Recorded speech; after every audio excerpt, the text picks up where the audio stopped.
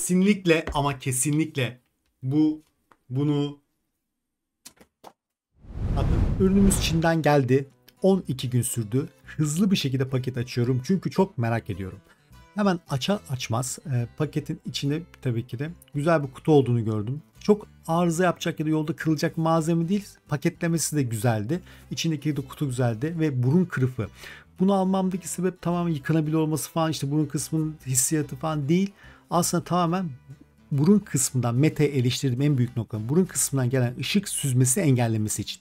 İlerleyen kısmında yine tekrar söyleyeceğim bunu.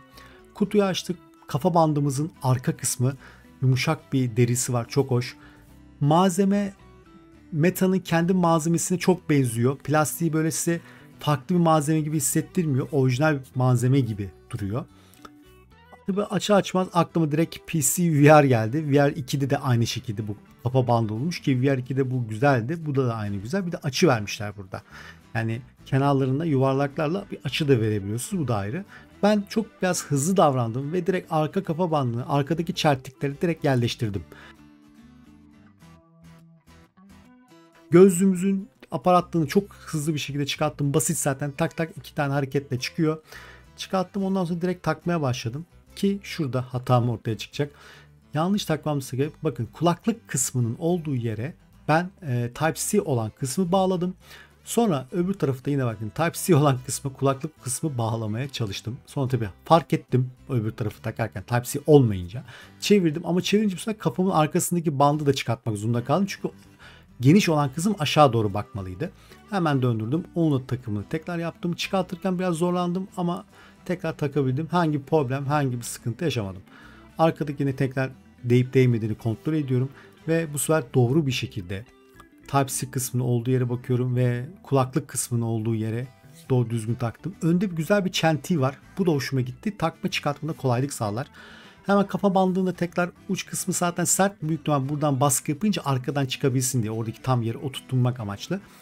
Bu da oldu. Oradan biraz baskıyla fark edebildim. Elimin ucuyla tutturdum. Kafamı yerleştirdim. Ve bunda da sorunsuz bir şekilde, hafif bir şekilde olduğunu fark ettim. Yani çıkarttığımla taktığım arasında büyük bir gramaj farkı olmadı. Ağırlık olmadı. Açı aldığı dediğim bu açı kısmı da bu. Buradan tutup açı verebiliyorsunuz. Kafanızın yani belki yamuktur, düzdür. Benim gibi yamuk kafalısınızdır belki. Oradan buna düzgün bir etkiyle tam oturabilirsiniz. Ve sonra almış olduğum o burun kısmının takılan bir kılıf var. Bu var.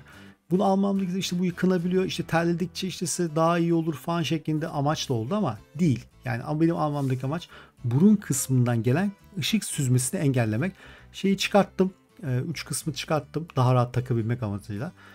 Çok basit. Önce biraz tam oturmuyor gibi geldi. Sanki bunun değil gibi geldi. Meğersem nüans varmış. Tam burun kısmının olduğu yerde bir çeltik gibi yer var. Orayı biraz çekiştirince löp diye oturuyor. Ve oradan hemen bağlantıyı yapabiliyorsunuz. Bağlantıyı yaptıktan sonra, onu tam bağladıktan sonra bütün hepsi kendine oluşuyor. Ve komple hissiyatı da çok güzel taktıktan sonra. Bayağı bir iz bıraktı. O izi de hepsini sildim. Ve kullanıma hazır geldi. Şimdi hemen deneyimlerimi paylaşmak istiyorum sizinle. Kullanımı nasıl, takımı nasıl, eksisiyle artısıyla bir tartalım. PC VR etkisini bıraktı diyebilirim. Yani muazzam bir konfor sağladı. Bak şöyle bak gösterebilirim size.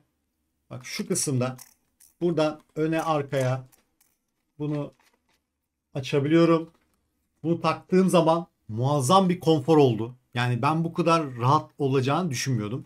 Peki bunu alırken neden sadece kafa bandını aldım? Mesela bunların Çin versiyonu daha çok satış yerlerinde kafa bandının arka kısmında bir tabaka daha var burası. Biraz daha kalın oluyor. Buraya batarya koymuşlar ve bataryayı buradan takmışlar, içine buradan bir kabloyla bağlayabiliyorsunuz. Zaten bunu gelirken mesela şunu da koymuşlar. Bu da çok hoşuma gitti. Şöyle bir aparat var. Kabloyu sıkıştırabiliyoruz. Peki ben bunu niye almadım? Bir, ağırlık yapıyor. İki, bataryasına güvenemedim. Yani bunun ne kadar güvenli olduğunu bilemedim. Sonuçta yani çok para verdiniz. Apple'ınki kadar para vermeseniz de. Sonuçta Meta'nın da para verdiğiniz bir şey ve şarj olurken bir sıkıntı yaşamasını istemedim. Bunu farklı bir yöntemle çözdüm. Onu söyleyeceğim şimdi size. Yani çok basit. Powerbank ile çözdüm. Bunu almadım çünkü arkasında diyelim ki ağırlık oluşturmasın. Yarın bugün arızalanırsa tekrar çıkartmak çok daha zor olur. O yüzden sadece kafa bandını aldım ve güvenli bir, en azından kullanırken, hatta buradaydı, marka bir powerbank denemek istedim. Mesela benim elimdeki Philips'in powerbank'i çok güzel çalıştırıyor. Yani çok güzel şarj ediyor. Sorun yaşamıyorum. Ve bunu nasıl yapıyorum? Bakın. Yani ben bunu buradan takıyorum. Kabloyu. Buradan da şu aparatını takıyorum. Şimdi hem de takışı da gösteriyorum size. Bakın böyle genişletiyorum şuradan. Genişlettikten sonra kafama, hatta şurada at kuyruğum da var ama o da çıkıyor yani bak. O böyle sorun yaratmıyor. Bunu şuradan gösterebiliyor muyum bilmiyorum. Kapattım. Normalde şuradan burun altından bir ışık süzmesi iniyor. Yani Meta'da evet içeri bir ışık girimi vardı. Bu siyah şeyle bunu minimalize ettim. Hatta biraz oynarsam şurada. Evet şu an hiç gelmiyor. Şunu da alayım. Ekranı kapattı. Göremiyorum.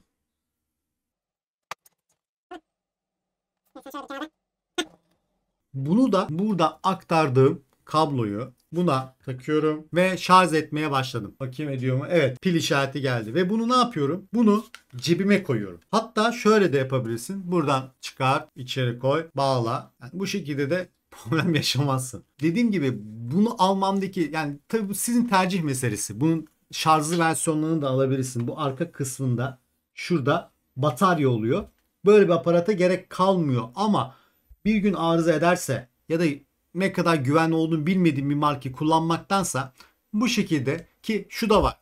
Yani şarjlıyken mesela bir yarım saat oynayacaksam ya da yarım saat boyunca kullanacaksam bunu yapmama gerek yok. Yani şarja takmama gerek yok. Arkada boş boşuna bir ağırlık olmasın. Peki nasıl derseniz, konfor bazında sorarsanız, yani çok çok iyi. Yani bu var ya, ya muazzam ya, sıkma takma bak şu an mükemmel. Ki tavsiye eder miyim? Evet, tavsiye ederim. Linkini de koyacağım. Herhangi bir anlaşmam yok. Herhangi bir sponsorluk zaten hiçbir şey yok. Bu şekilde bir geri hani beklentim yok. Bunu aşağıda dedim aldığım yer linkini göstereceğim. Tahminimce 12 gün sürdü herhalde. Tam yanlış hatırlamıyor olabilirim ama ben bakıp hani sipariş verdiğim günle bütün geçen süreyi bakarım. Yani gümrük süresi de oldu bu. Geçen süreyi hesaplarım ama sanırsam 12 gün gibi, 10 gün gibi bir kısa bir sürede geldi. Hem onu da burada yazarım büyük ihtimal ekranın tam bu bölgesine. Yani buradaki söylediğim rakam yanlış olmasın.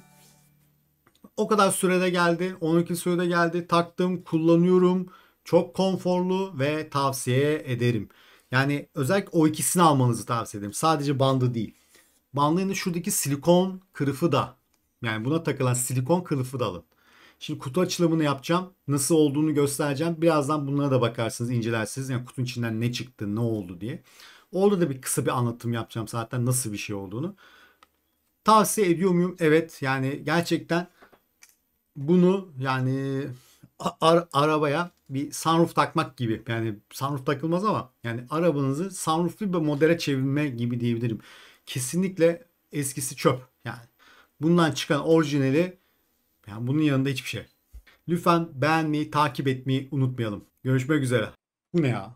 Bunun yanında, yani bunu aldıktan sonra bu gerçekten çok basit. Meta'ya yakışmıyor. Baştan böyle bir şey çıkartması lazımdı. Bu bence çöp.